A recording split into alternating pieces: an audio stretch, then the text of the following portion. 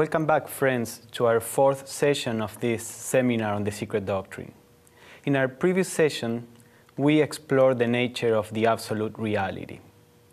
We saw how essentially this reality is beyond any description. So any description that we are attempting is just a symbol, something that can draw our mind to try to conceive something that is beyond the mind itself. And we saw that by trying to do this, we can raise our consciousness to a state which transcends the intellectual level or the intellectual dimension of our being. Today we are going to see some examples of how we can do this, some meditations or some approaches, so that we can use the concept of the absolute reality to try to go beyond our minds. But before we are in a position to fully understand this, we have to go on exploring a little more the whole process of manifestation that Madame Blavatsky explains briefly in the first fundamental proposition of the proem. She opens up with a description of the absolute, as we saw last session, and then she goes on to explain how within this principle diversity arises, a diversity that is an illusion, essentially, because there is nothing but this one principle constantly in the universe, whether there are forms or there are no forms. So we saw in our previous session that the absolute reality can be said to have two aspects. One, the absolute abstract motion, and the other, the absolute abstract space. And we saw that these two aspects are not really two parts of the absolute. They are actually simply part of the nature of the absolute. And we saw also that we can say that the absolute has any number of aspects because they relate to what is going to be manifested later on. But from these two aspects, or these two aspects could be seen as the seed for the manifestation of what is going to be consciousness and matter. So we saw that this absolute abstract motion generates what we called, as Madame Blavatsky does, pre-cosmic ideation. This is before the manifestation of the universe. And then from the absolute abstract space, we have the pre-cosmic substance. Now, when we talk about pre-cosmic ideation and pre-cosmic substance, we are still in the realm of unity. This is not a duality. So if we want to place numbers as symbols of these processes, we would say that the absolute is the zero, as we talked in our last session. And then the pre-cosmic level is a level of unity. Now there is the beginning of a differentiation. The universe is beginning to generate one seed that has these two aspects, ideation and substance. But we are still in the realm of unity. And we saw that from this, there is a polarization in the unity until we get to a duality, the duality of cosmic ideation and cosmic substance. This we can assign the number 2, and this is a duality which all dualities in the universe are not fundamentally true, because as we said, they are ultimately speaking one single principle. But to all appearances, matter and spirit seem to be different. So this is a cosmic matter before the universe is created. And this is the cosmic mind, or the cosmic spirit, if you want to put it in that way, before the universe is developed. These are the two primordial principles. So Madame Blavatsky, in the proem of the Secret Doctrine, says that these two aspects of the absolute, when they begin to manifest as a duality are essential for the manifestation of the whole universe. And she shows how these two principles are codependent. They depend on each other for their existence. So she says, apart from cosmic substance, cosmic ideation could not manifest as individual consciousness, since it is only through a vehicle of matter that consciousness wells up as I am I, a physical basis being necessary to focus a ray of the universal mind to a certain stage of complexity. So the cosmic ideation is this universal mind, is the origin of all kind of consciousness in the universe. And the cosmic substance is the origin for all the different kinds of matter that is going to be developed, that in theosophy we call the different planes of the universe.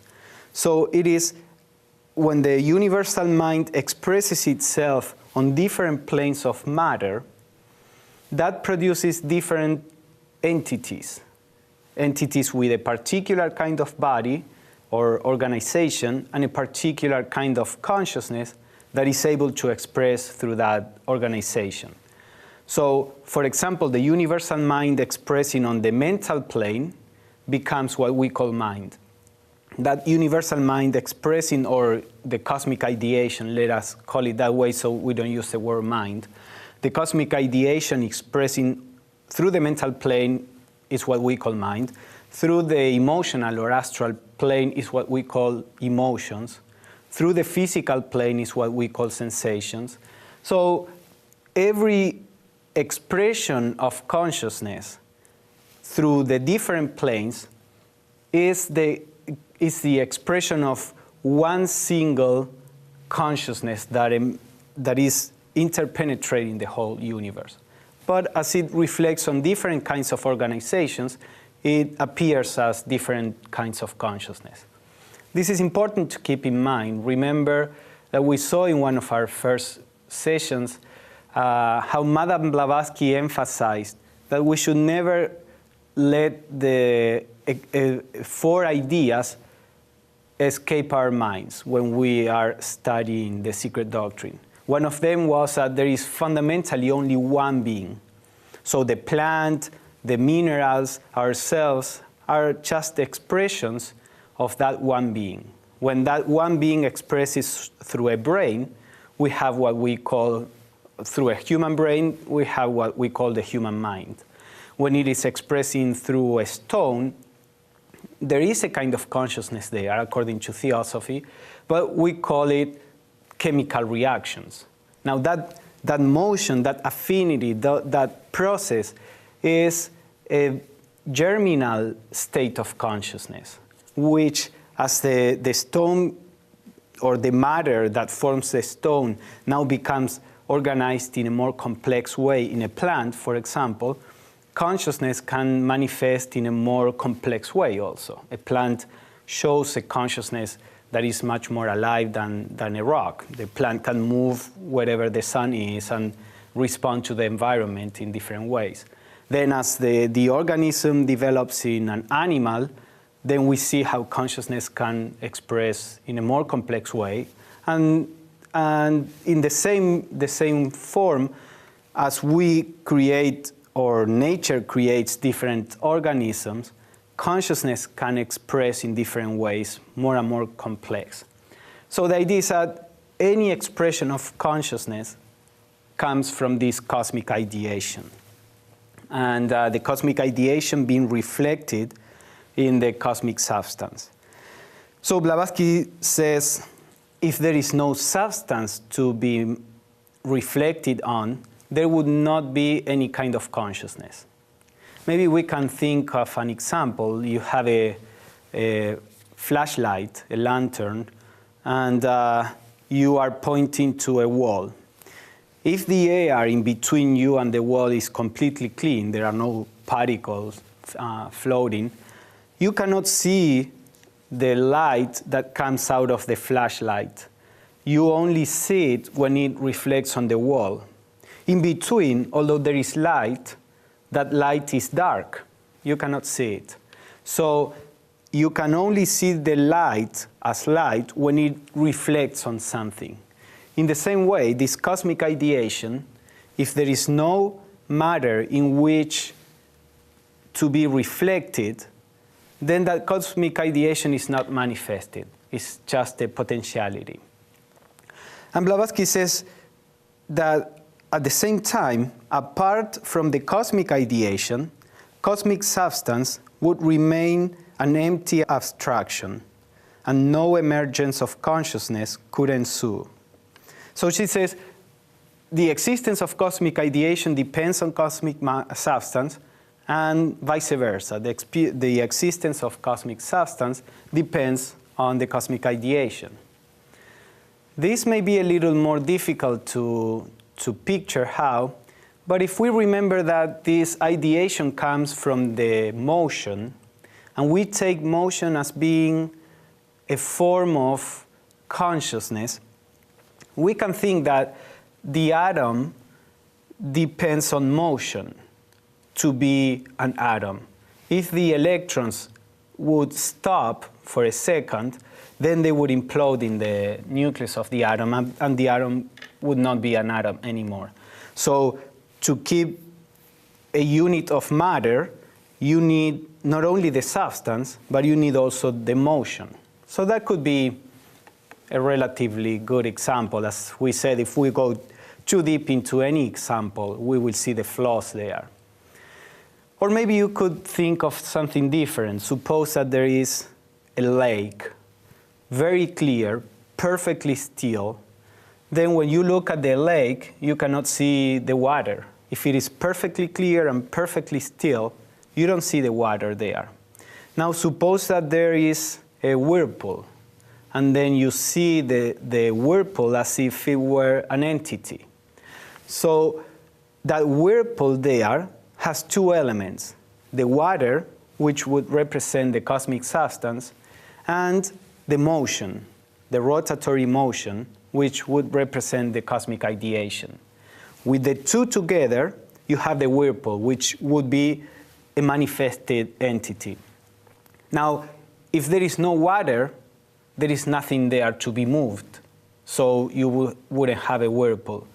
And if there is no motion, the water would be in this perfectly still way, which is not perceivable for us, so we could say it's unmanifested, and then you don't have, again, any manifested entity. So these are a couple of examples, and I encourage you to think of your own examples of how the ideation and the substance, they depend on each other for the existence of each other, of one of them. Now, Madame Blavatsky goes on and she says, now, when there is a duality, there is always a third element.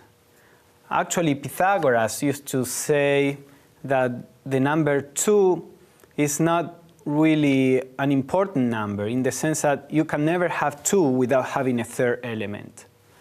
So the duality, we could say spirit and matter, or consciousness and substance, or self and non-self, the self being, for example, myself, and non-self, everything that is not myself.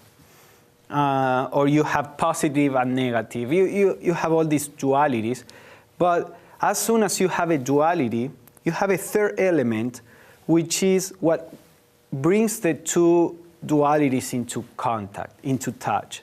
So, for example, if you have the self and the non-self, or you could say the knower and the known, the things to be known. Now, there is a third element that is the knowledge that relates the two. If for some reason I cannot know about something, that something doesn't exist from my point of view. So the knower and the knowledge are brought together by this third element that is the knowledge. Or you could say in an atom you have the positive charges in the nucleus, you have the negative charges, which are the electrons. Now when they are together, they are like a unity. The atom is neutral when all the electrons are there around the nucleus. Now, when you separate the electrons and the nucleus and you generate ions, that means positive charges and negative charges, immediately you create a tension to be reunited. That is what we call electricity. So positive and negative generates this force of electricity. So any particular duality generates a third element. And this happens also on a cosmic level. So Madame Blavatsky says in the poem, "But just as the opposite poles of subject and object, spirit and matter, are but aspects of the one unity in which they are synthesized, so in the manifested universe there is that which links spirit to matter, subject to object. This something, at present unknown to Western speculation, is called by the occultists Fohat, F-O-H-A-T. It is a bridge by which the ideas existing in the divine thought, or the cosmic ideation, are impressed on cosmic substance as the laws of nature. Fohat is thus the dynamic energy of cosmic ideation, or, regarded from the other side, it is the intelligent medium, the guiding power of all manifestation, the thought divine, transmitted and made manifest through the Dhyan Chohans, the architects of the visible world." So she talks about a third element which appears as soon as the cosmic ideation and the cosmic substance are separated, which we could call cosmic energy. The technical term that Madame Blavatsky uses is Fohat. This Fohat, this cosmic energy, is what the living power that brings all the ideas, and remember when we are talking about ideas at this level is just in a symbolic way, but all the ideas for the manifestation of the universe that are at the level of the cosmic ideation are impressed upon the cosmic substance through Fohat, through this cosmic energy. So the idea is like if we had a thought in our heads. We have this thought that we want to do something. Now, unless there is this energy that produces the motion to do it, then that ideation would, or that idea in our head would remain unmanifested. Now, when the idea appears and the energy to do it, the willpower in this case, appears, then that makes our body, which would be the matter, move and manifest that motion. So we have always these three elements: ideation, substance, energy, or consciousness, matter, and energy. So this is what we could call the stage of the triad, or the trinity. And from this trinity, we have the diversity of the manifested universe. This is why most deities are represented by trinities.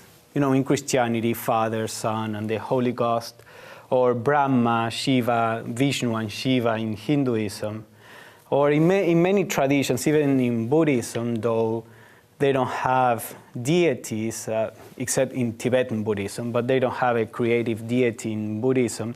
Yet, when they talk about the nature of a Buddha, for example, they talk about it in terms of three main manifestations: Dharmakaya, Sambhogakaya, and Nirmanakaya. So the idea is that the Trinity is the basis for the manifestation of all diversity. Now, at the end of the poem, Madame Blavatsky gives a summary, and this is what we are going to use for our exercises of meditation. So she says at the end, the following summary will afford a clearer idea to the reader. So she says, first is the absolute, the Parabrahman of the Vedantins, or the one reality, Sat, which is, as Hegel says, both absolute being and non-being. Remember we said the absolute is beyond any duality.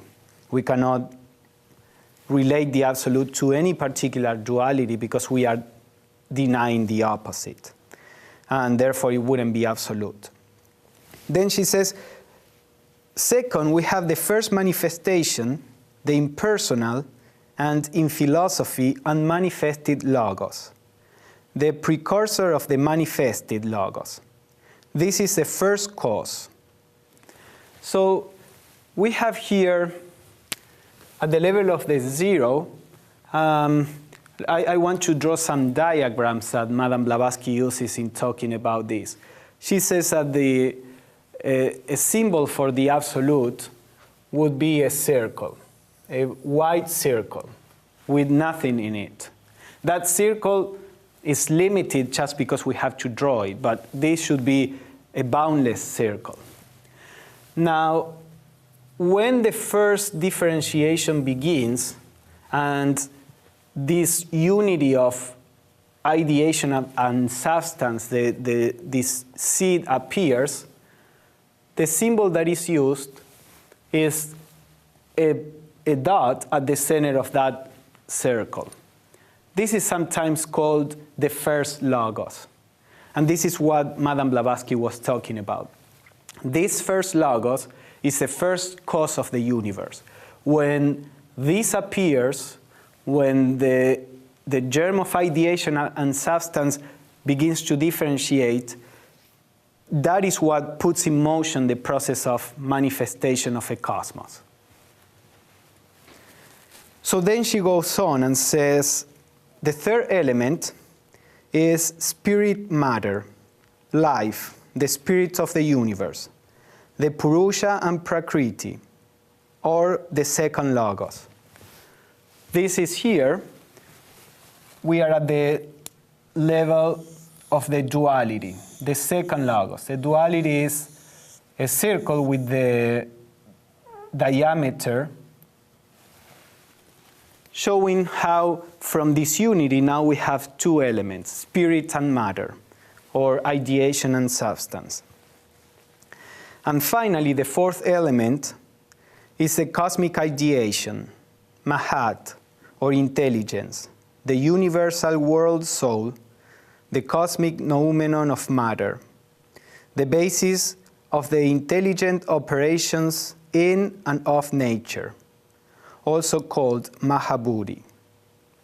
So the third element is this, she calls it Mahat, meaning the universal mind, or the cosmic ideation, which is also the cosmic noumenon of matter, as she said, and also the basis of the intelligent operations of nature, which is Fohat, the intelligent guiding power behind the laws of nature.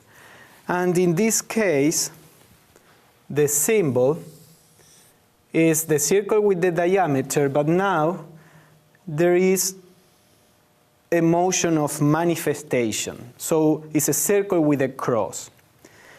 And when Blavatsky in some other places explains these symbols further, she takes for the symbol of diversity the swastika.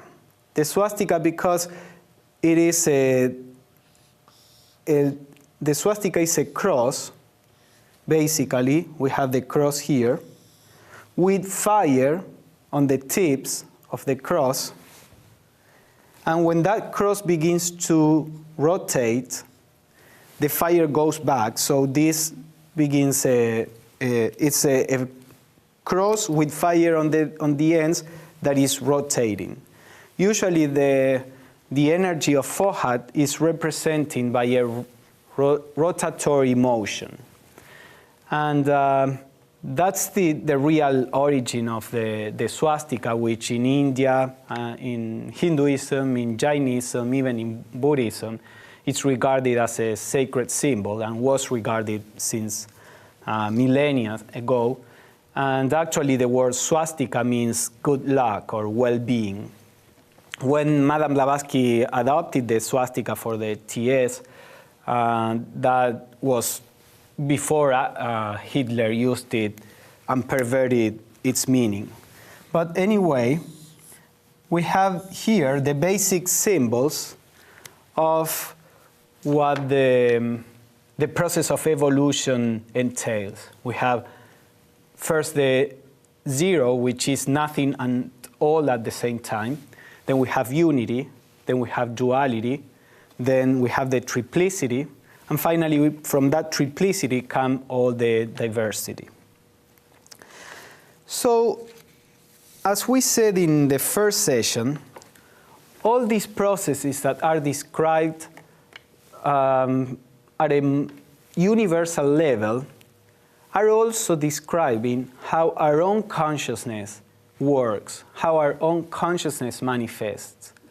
And this may describe the development of our whole consciousness as human beings on all the different levels.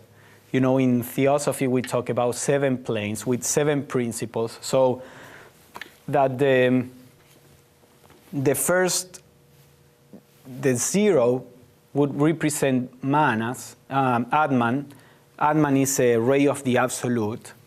Then the 1 would represent the monad, which would be Atma Buddhi.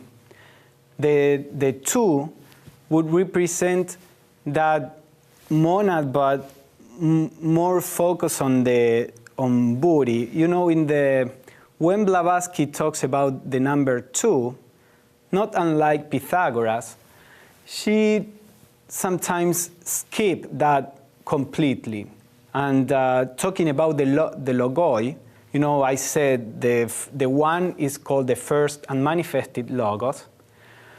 Then we have the second logos, which is the duality. And then the triplicity, although Madame Blavatsky doesn't call it in that way in the proem, is frequently called the third logos, or the manifested logos. Now, many times Madame Blavatsky will skip the second, because the second shares, she said at some point that it's semi-manifested. It shares some qualities with the unmanifested logos and some other qualities with the manifested logos. So the number 2 represents Buddhi as a bridge between manas, which is below, and Atman, which is above. Then the third logos would represent manas. And then we have the 4 lower principles. Now you can take these symbols also to represent the different stages of our mental consciousness. That means the manasic consciousness. I'm just saying this for you to be aware of it. All this would need more explanations, but I just want to point out that in the theosophical view, every part represents the whole. Remember that this was one of the 4 basic ideas that we have to keep in mind. As it is above, so is below. And especially in human beings, a human being is a complete representation of the whole cosmos. So keeping always this in mind, we can learn how to apply these cosmic symbols to either our mind or our whole being. So we are going to apply this to our mental consciousness in particular, and I will show you how. This is one example, and you can come up with other ways to do this. So far we have described the process of coming out from the unity into diversity. This is the beginning of the universe. Now, as we are going to see in the next session, all this happens in a cyclic way. So the universe first produces diversity, and then it has to come back to the unity. And at this point in evolution, we human beings are on the path of coming back to the unity. So what we basically have to do is to reverse the process of manifestation. For example, if the absolute, the zero, represents the original aspect of our mind, the source of all creativity, the source of all possible thoughts, and the diversity, the swastika, represents our mind with the fullness of thinking and feeling that we are usually entangled with, then going back to this state of unity, to this state of the original mind, is a process of meditation. For example, if we sit down to meditate, the first thing that, if we observe our mind, the first thing that we can see is the diversity of thoughts and emotions and memories and feelings and sensations that are there. Our mind itself is like a universe with all kinds of entities, if we want to call it that way, having place inside of our mind. So at this point, we are at the level of the swastika, the diversity, the whole fullness of motion and creativity. Now, when we start watching our minds, we can discover that behind all this apparently chaotic movement, there are three basic elements, as we said. There is the element of myself, me. There is the element of what is not me, what is not myself. And then there is my knowledge of that. So, for example, thoughts that are in my mind are related to these three elements, are related to myself, to what is going on outside. That outside may be a situation, a person, an object, and my relationship to that, whether I desire it or I refuse it or I'm afraid of. So all thinking, feeling that is going on inside our mind is rooted in these three elements: myself, the non-self, the outside, and my relationship with it. So when we start watching our mind, we begin to recognize these three elements. And little by little, we move from the diversity to the Trinity, to this triad. Now, if we start watching our mind without reacting to things, that triad begins to be broken. Because as we watch our thoughts, our thinking, with equanimity, what we are stopping is my relationship, my reaction to the thoughts. So little by little, I come to a point of duality. There is myself, there are all these thoughts that are being produced, but now I'm not getting entangled in those thoughts. I'm not reacting to these thoughts. So there are basically two elements, myself and the thoughts that are there, without my reaction. Of course, there are always three elements, and again, because we are being aware of that.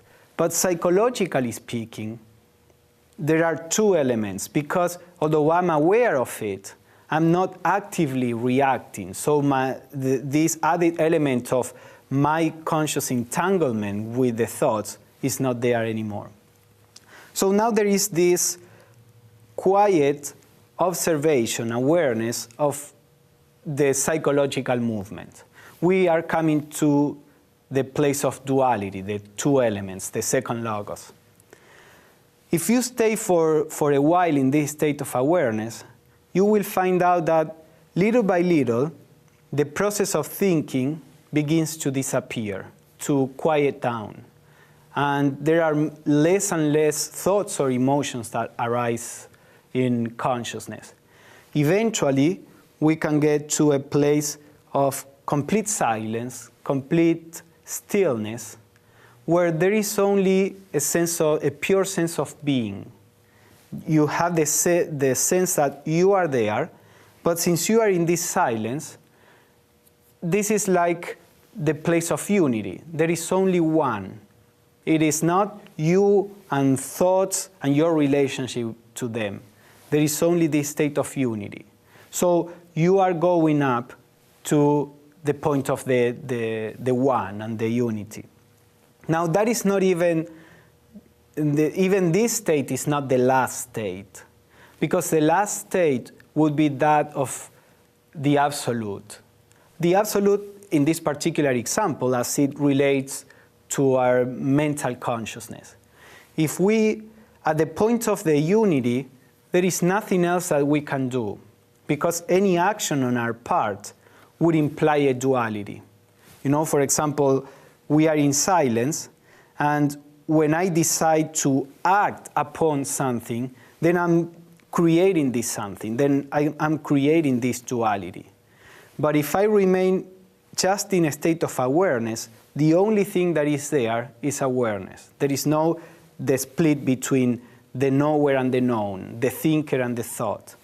So if we remain there in the state of unity, spontaneously there may be a transformation, and the whole consciousness will be transformed, and we will transcend the mental consciousness. And that will represent the leap to the absolute reality as it relates to the mind. This is something that is explained by Madame Blavatsky when she says that all the states of consciousness, they are connected one to the other. So we have the state of mental consciousness, which she explains has 7 different levels.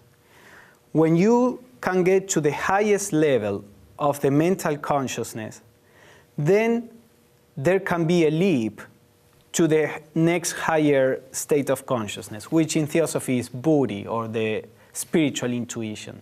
So she says, for example, that the 7th subplane bridges across from one plane to the other. The last is the idea, this last subplane is the idea, the privation of matter, and carries you to the next plane. The highest of one plane touches the lowest of the next. So this means that if we can raise our consciousness to the highest possible state, that at that moment we begin to be in touch with the next higher plane. The passage of consciousness from one plane to the next is like the passing through this zero state, to the state of, Blavatsky used this phrase in many occasions, the privation of matter. She used the word privation. There was a philosopher that mentioned or that used that term, privation in the sense of the idea of, or we would probably say today the archetype of. You know, it's not a form, it's not really matter, or it's not really something concrete, it is the seed of it. So the idea is that in this state of stillness, we are at the level of the seed of consciousness. Because consciousness needs duality to manifest as such. You know, the self and the non-self. When we go to this state of unity, we are at the level of the seed of consciousness.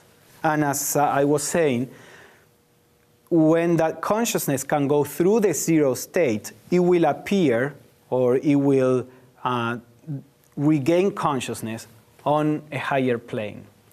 Usually when this passage is explained in different mystic treatises, they talk of it as going through a cloud. In the Yoga Sutras of Patanjali, or in some of the mystic, Christian mystic writings, they talk about a cloud. You are aware at the highest possible state of your mind, and then suddenly there comes what seems to be a losing of consciousness. You are not really losing consciousness, and if you lose consciousness and enter into a state of trance, that means that you are not doing this exercise in the right way, because we need to retain the consciousness. Otherwise, it's just like going to sleep. And Ibesan explains this in her book, An Introduction to Yoga. But since this consciousness is undergoing a transformation, we lose the consciousness as we understand it. And there seems as if we were going through a cloud. This is going through the zero state. And then little by little, a higher kind of consciousness dawns, begins to appear. And that's when the new plane or state of consciousness begins to be experienced. So this is an example how, and I will describe to finish with this, a meditation that we can do. But this is an example how the very process of meditation, if we are talking about a spiritual meditation, there are some meditations that the aim is just to produce physical relaxation or to produce nice feelings and feel peaceful, or some meditations are to develop some psychic powers. We are not dealing with those meditations here, but there is a kind of meditation which is, I call it a spiritual meditation, which is trying to do this. Most of the meditations of these kind of meditations place emphasis on the concentration or the pure awareness, because they are basically trying to go from diversity to this unity. By whatever technique you choose, the aim is to go to this place of unity, of transcending the duality, and then when consciousness is there, little by little, begins to generate the ability to go through, to go beyond. And that's what sometimes in Hinduism is called samadhi. The point here was to show how this description of the manifestation of the universe is fit also to describe the manifestation of consciousness in a human being, and how it may show the different stages through which we have to go in order to go back to the origin of our consciousness. So this shows how important it is to try to dwell in a state of unity. Therefore, in the Theosophical tradition, meditation on unity has been emphasized by different authors, different Theosophical authors. The meditation on unity is a means to be able to raise our consciousness beyond the mind. Remember, when we started talking about the Absolute, we said that our mind cannot really conceive what is beyond its own functioning. And the mind functions based on duality, on comparison, on classification. So the very fact of reading, pondering over, and meditating on unity begins to generate or to pull consciousness to the very limits of our minds. So it is important to see that when we begin to dwell in unity, we are also moving away from our sense of being a separate self. And it is only when we are not identified with our personal self that this spiritual intuition that we were talking about in the previous sessions can manifest. The spiritual intuition cannot manifest when we are in a state of consciousness that is making the center of the personal self stronger. So, for example, Madame Blavatsky says that intuition arises in a state in which one ceases to be the conditioned and personal I and becomes one with the all. This is one of the reasons why Madame Blavatsky said in studying the Secret Doctrine, never let go of the idea of unity, because it is within that realm, within the background of perceiving the unity, that the flashes of intuition that will bring us a direct perception of truth can appear. So she says that intuition appears when one ceases to be the conditioned I. And for this reason, Madame Blavatsky taught to a group of students what we know today as the diagram of meditation. This diagram of meditation was published after Madame Blavatsky died, and in this diagram, she recommends a particular approach to meditation. She says that the first step, and let me quote, she says, "First, conceive of unity by expansion in space and infinite in time." So basically, the kind of meditation that she's recommended at this point is to expand our mind to a sense of unity and expansion in all space and time. This is as when we were talking about the absolute. Remember, the absolute is eternal, is boundless, is omnipresent. So that is what she is trying to do when she recommends this meditation, to put our mind as close as possible in this state of unity and this state of being the whole. And then she says that the normal state of our consciousness must be molded by 3 different attitudes that she calls acquisitions. And the first one is perpetual presence in imagination in all space and time. So first we meditate on this unity, and then our normal state of consciousness in our daily life should take place in a perpetual presence in imagination. You are doing it at the level of your mind, as if you were in all space and time.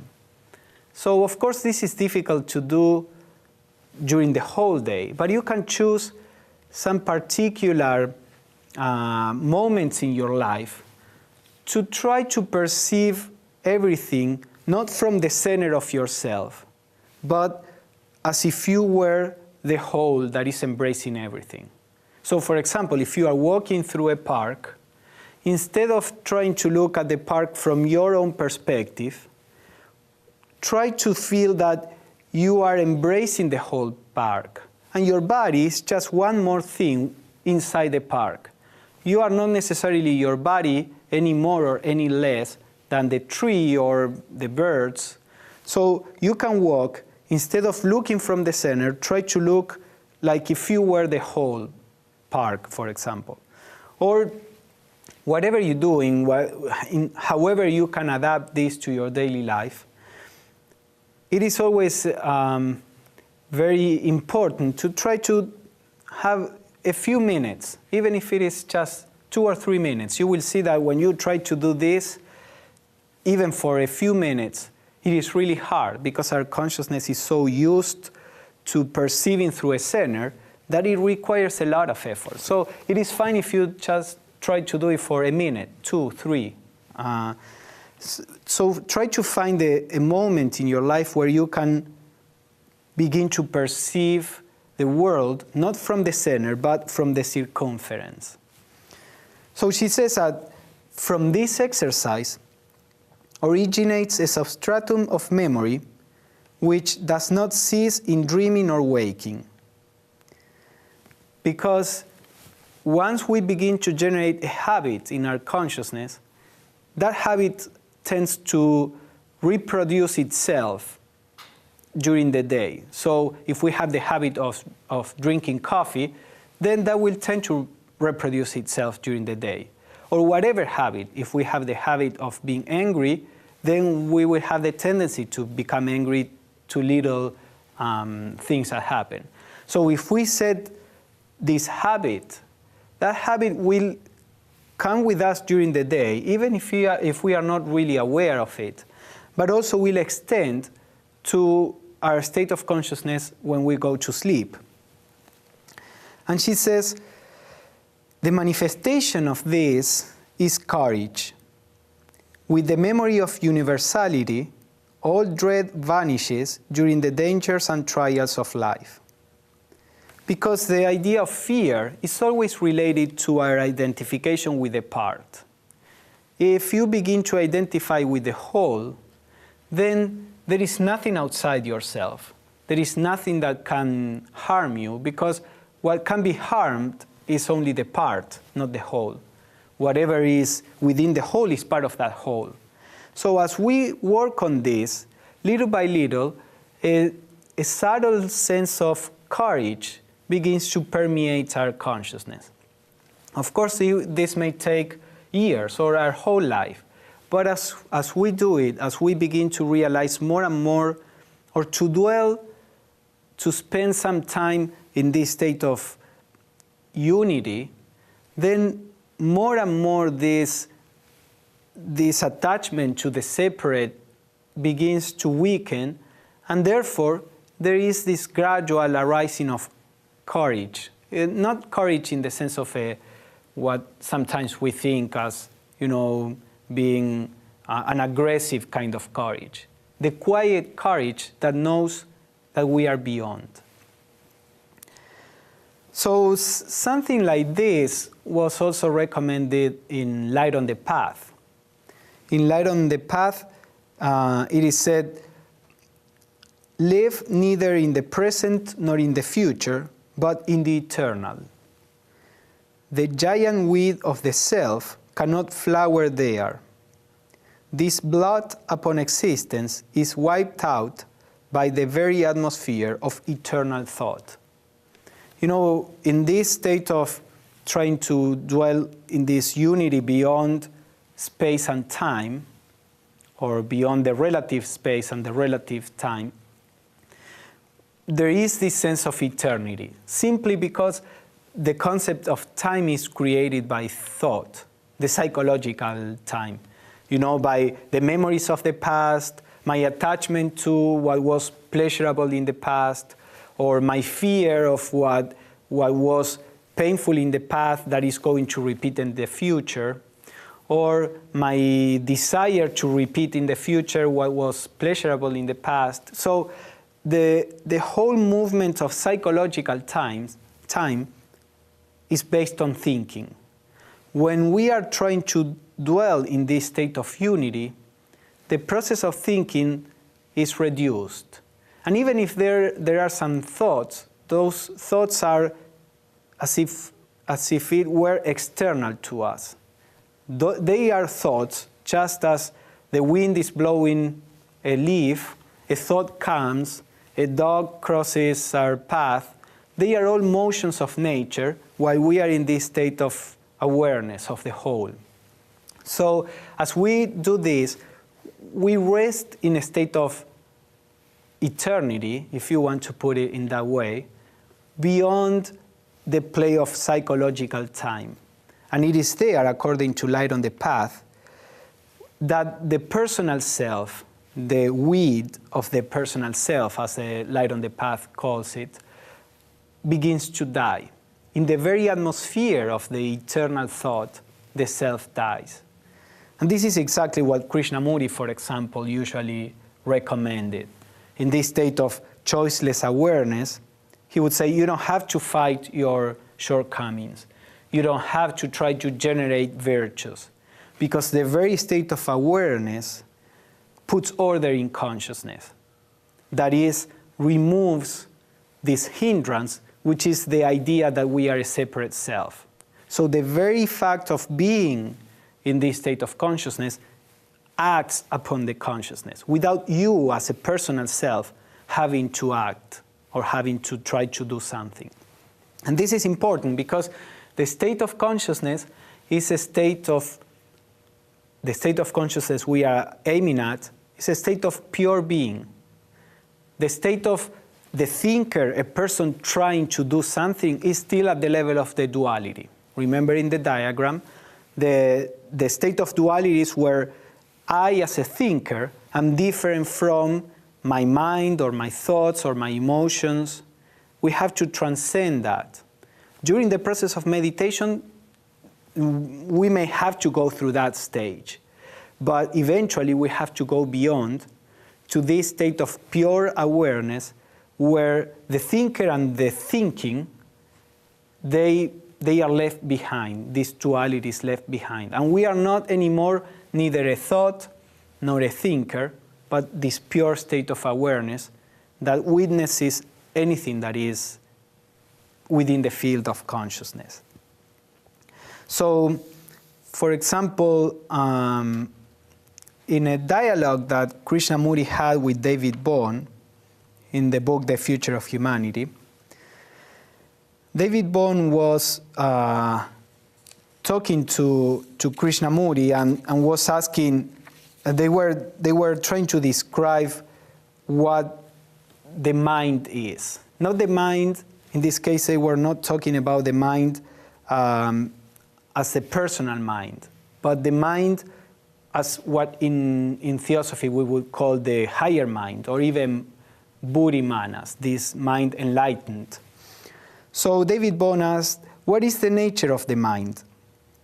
Is the mind located inside the body, or is it in the brain? And Krishnamurti says, no, it is nothing to do with the body or the brain. And David Bohm asked, has it to do with space or time? And Krishnamurti said, space. Now, wait a minute. It has to do with space and silence. David Bohm, now I would like to go into the question of how they are making contact, this more universal mind with the personal consciousness. Krishnamurti says, contact can only exist between the mind and the brain when the brain is quiet. David Bohm, and one can see that if the brain is quiet, it could listen to something deeper. And Krishnamurti says, that's right.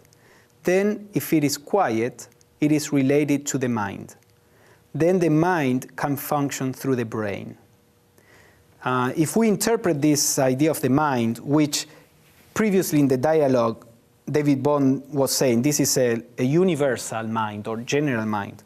So if we interpret this universal or this mind as this Buddhi manas, the intuition, he's saying the same, only when the personal consciousness is quiet that the higher mind or the Buddhi manas can impress the brain.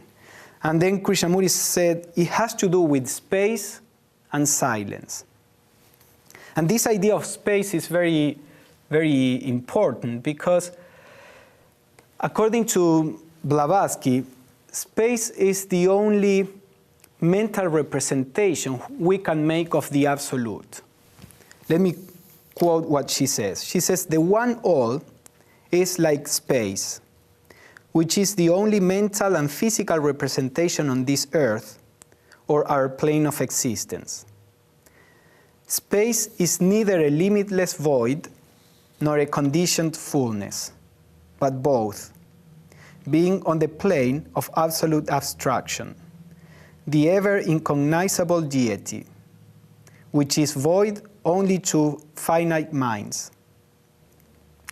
And on that of Mayavic perception, which means illusory perception, the plenum, the absolute container of all that is, whether manifested or unmanifested. It is therefore the absolute all. So here we have what we were saying in the previous session. Blavatsky says this absolute reality is neither emptiness or void, nor a plenum or a totality in the ways that we conceive it. And but if you are going to make any representation of the absolute, you can think of the space. And this is interesting because the space, let us suppose the space of this room. You can do anything you want within the room, and you can never affect the space of the room. You can rearrange the furniture, destroy it, or bring new furniture. You can paint the walls. You can burn something inside. And you can affect the air, you can affect the floor, you can affect the roof. But the space, the very space that the room occupies, cannot be affected by anything you do. Of course, on a relative level, because as science have seen, space is relative. So if we move at the speed of the light, we could affect that space. But we are taking this as a a relative example, because Blavatsky, when talking about space, is not referring to the relative space, he's referring to the absolute abstract space. So, taking a relative example, within our reality and our means, the space is untouched. So, it is a good representation of what the absolute reality is. Everything can be inside the absolute reality, but it does not affect the absolute itself.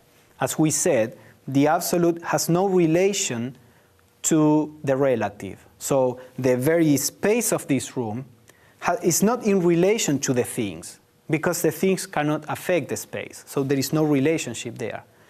Now, if we want to make this concept a little more accurate from our point, the theosophical point of view, we would say that the things, anything that you can see, is nothing but a manifestation of the space. Remember that when we talk about space in theosophy, we are not talking about empty space. This space has in itself the root of matter and the root of consciousness, as we were saying, the pre-cosmic ideation, pre-cosmic substance. So it is a space which, being the container, is also the origin of anything that is inside. So if you pay attention, when we meditate on unity, there is always this element of the space. Basically, when we meditate on unity, what we are doing is identifying ourselves with the space rather than with the content of the space. So in our minds, when we are watching our minds, instead of identifying with the thoughts, with the thinker, with sensations, we are identifying ourselves with the space that embraces everything. So the very fact of meditating on unity, and that's why Blavatsky recommends to do it by expansion in time and space, in the very fact of meditating, you are already trying to put yourself in this position of being the space that embraces everything. So we can see how the concept of space and the concept of the absolute being the reality of the universe and therefore our own reality, can have very important effects on our consciousness, on our daily consciousness. This is not just a metaphysical teaching that we are studying without having without this having any impact on our life. Because as we study about it, ponder over it, and try to meditate on it, the whole of our consciousness is changed, is purified, or is reshaped or put in order. And it is that consciousness, the one that will relate to our wife or our son or our co-worker. So when approaching these subjects in the right way, these subjects are eminently practical. So this would be the end of our exploration of the first fundamental proposition. Of course, there is much more that we could say, but the idea is to point out to certain directions in which our study or meditation can go. In our next 2 sessions, we are going to explore the second fundamental proposition, and we will try to, again, see the metaphysical aspect as well as a more practical one.